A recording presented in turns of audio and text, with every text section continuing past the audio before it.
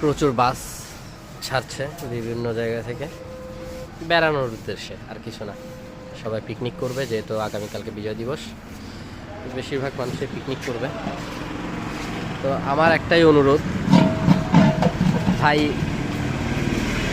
এতটুকু বোঝার চেষ্টা করবেন সবাই যে দেশের স্বার্থে হিন্দি আর ইংলিশ গান বাজায়েন না। চেষ্টা করবেন নিজের দেশের গান বাজানোর জন্য, বাংলা ভাষার গান বাজানোর জন্য।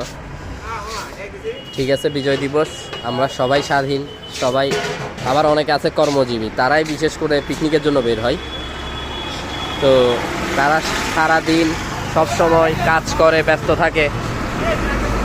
তো তারা একটা বন্ধ পাইছে বিজয় দিবসের, তারা পিকনিকে যাচ্ছে ফ্যামিলি নিয়ে আনন্দ করার জন্য বা একটু এনজয় করার জন্য, জীবনটাকে উপভোগ করার জন্য যাচ্ছে। কিন্তু তার মানে এই না যে আমরা হিন্দি গান বাজাবো। চেষ্টা করবেন, আমার রিকোয়েস্ট থাকলো আর কি, এটা তার জোর জবরদস্তি করার কিছু না, প্রত্যেকেই আমরা বুঝি।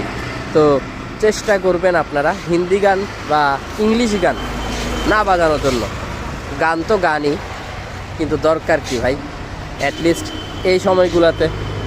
কারণ যেহেতু দেশের বিজয় দিবস, কিসের বিজয়? বাংলার জন্য বিজয়, নিজের মাতৃভাষার জন্য বিজয়, মাতৃভাষার জন্য যুদ্ধ, সব কিছুই। তাই বাংলা গানটাই আমি প্রেফার করবো আর কি।